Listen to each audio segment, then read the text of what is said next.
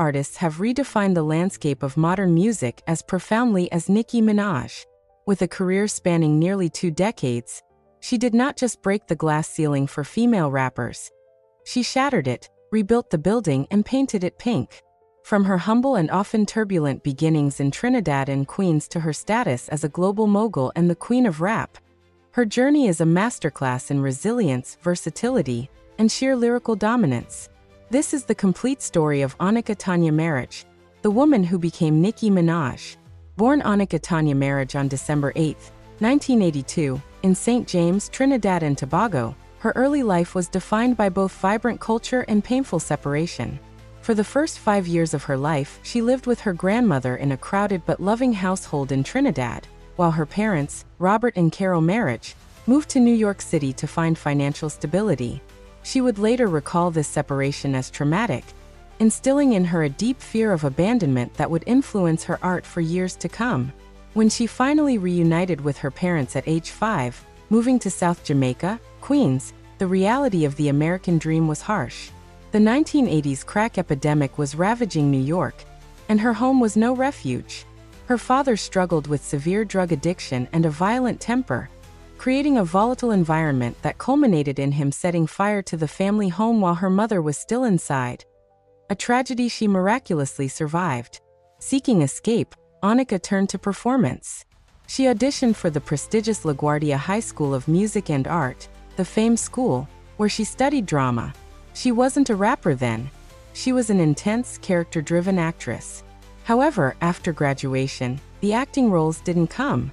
She worked a string of service jobs to survive, most famously getting fired from Red Lobster for chasing a non-tipping customer into the parking lot.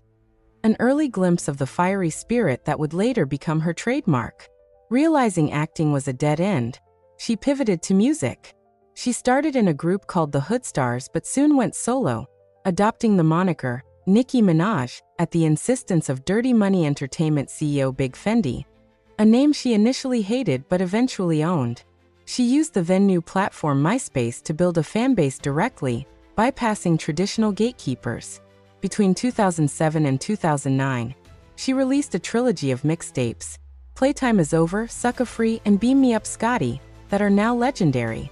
They showcased a hunger and versatility that the game hadn't seen in years.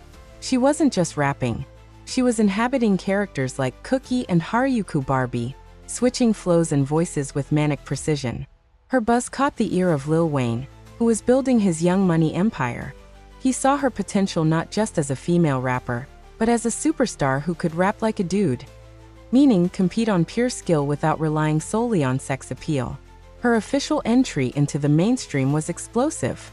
Before her debut album even dropped, she delivered the monster verse in 2010.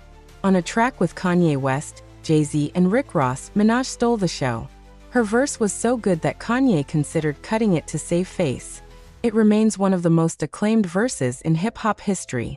Her debut album, Pink Friday 2010, was a commercial juggernaut, selling 375,000 copies in its first week.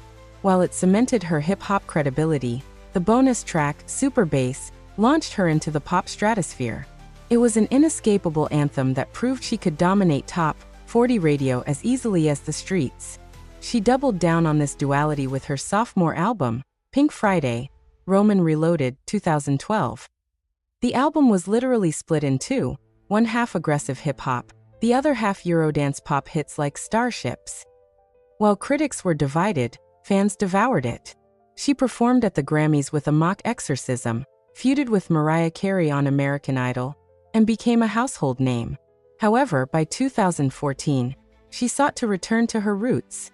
The Pink Print was her most vulnerable work, processing the end of her 12-year relationship with Safari Samuels. Yet even in this serious era, she broke the internet with Anaconda, a viral sensation that celebrated curves and shattered Vivo streaming records. After a 4-year hiatus, Minaj returned in 2018 with Queen. The era was musically strong, featuring the hit Chun-Li, but it was marred by industry friction. A simmering tension with rising star Cardi B exploded at a New York Fashion Week party in September 2018. The altercation, which involved a thrown shoe and a bump on Cardi's head, became tabloid fodder, symbolizing a generational clash in female rap.